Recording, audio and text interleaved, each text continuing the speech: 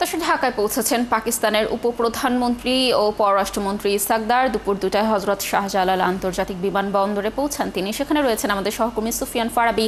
আমরা যুক্ত হচ্ছি তার সঙ্গে। ফারাবি, নিশ্চয়ই শুনতে পাচ্ছেন।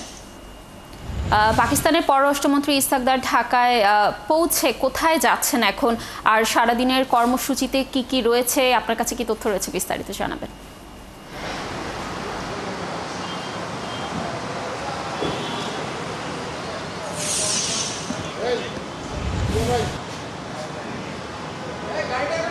লাবণী, তিনি ঢাকা আন্তর্জাতিক বিমানবন্দর থেকে বের হয়ে এই মুহূর্তে হোটেল ইন্টারকন্টিনেন্টালে উঠেছেন এবং তিনি এখানে যে পাকিস্তান এবং বাংলাদেশ বিজনেস কাউন্সিল রয়েছে তাদের সঙ্গে একটি মধ্যাহ্নভোজে তিনি অংশগ্রহণ করেছেন এবং আমরা দেখেছি যে তিনি সরাসরি বিমানবন্দরে নেমেই কিন্তু তাকে নিরাপত্তা দিয়ে বাংলাদেশের সরকার পররাষ্ট্রমন্ত্রীর পক্ষ থেকে নিরাপত্তা দিয়ে হোটেল ইন্টারকন্টিনেন্টালে পৌঁছে দেওয়া হয়েছে। এবং আজকে তিনি কিন্তু কিছুটা ব্যক্তিগত সময় পার করার জন্য বা এমন কিছু কর্মসূচি তার রয়েছে যেগুলো হচ্ছে খুব বেশি বাংলাদেশ সরকারের সঙ্গে সম্পৃক্ত নয়, ব্যক্তিগত বেশ কিছু সময় পার করবেন। এবং এই সফর থেকে আশা করা হচ্ছে যে 5টি চুক্তি হতে পারে। এর মধ্যে হচ্ছে ধারণা করা হচ্ছে যে দুই দেশের গণমাধ্যমের মধ্যে যেন যোগাযোগটা আরও বাড়ে, তথ্য আদান প্রদানের ক্ষেত্রে যেই বিষয়গুলো রয়েছে এগুলো যেন আরও সহযোগিতার ক্ষেত্রটা আরও বৃদ্ধি পায়, সেই বিষয় নিয়ে কথা হওয়ার সম্ভাবনা রয়েছে। এবং এর বাইরে হচ্ছে এই দুই দেশের মধ্যে যে এই সরাসরি বিমান যোগাযোগ চালুর কথা রয়েছে, এইটাও কিন্তু এই সফরের মধ্যে একটা আলোচ্য বিষয় হতে পারে। তবে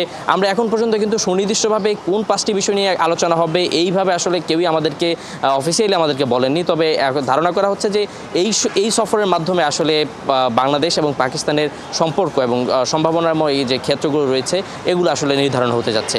আর তবে একটি বিষয় আমরা অনেকটা নিশ্চিত হতে পেরেছি যে দুই দেশের মধ্যে যে কূটনৈতিক পাসপোর্টধারী এবং অফিসিয়াল পাসপোর্টধারী যারা রয়েছে তাদের এই সফরের মধ্যে যেন কোনো ধরনের ভিসা না লাগে, অর্থাৎ অনারাইভেল ভিসা যেন তারা পায়, এই জন্য কিন্তু তাদের সকল ধরনের প্রস্তুতি আমরা তাদের পক্ষ থেকে শুনেছি।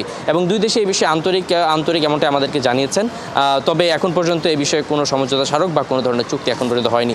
আগামীকাল তিনি আসলে পররাষ্ট্র উপদেষ্টা এবং হচ্ছে প্রধান উপদেষ্টার সঙ্গে তার সাক্ষাতের কথা রয়েছে এবং তারপর পররাষ্ট্র মন্ত্রণালয়ের পক্ষ থেকে একটি ব্রিফিংয়ের সম্ভাবনা রয়েছে। এবং প্রধান উপদেষ্টার সঙ্গে তিনি কথা বলার পর আসলে তিনি গণমাধ্যমের সঙ্গে কথা বলবেন কি না এই বিষয়টা আমরা এখন নিশ্চিত না। তবে আজকে আমরা তার কাছে জানতে চেয়েছিলাম, হোটেলে তিনি যখনই আসছেন তখন আমরা জানতে চেয়েছিলাম আসলে এই সফর থেকে তার আসলে মানে অর্জনটা কি, তার কী প্রত্যাশা রয়েছে এবং কী অর্জন করতে চান। তিনি কিন্তু আমাদের সঙ্গে কোনো কথা বলেননি। তিনি আমাদেরকে সরাসরি বলেছেন যে আসলে তার প্রধান উপদেষ্টার সঙ্গে সাক্ষাতের পরে তিনি আমাদেরকে যদি কিছু বলতে চান তখন আমাদেরকে বলবেন।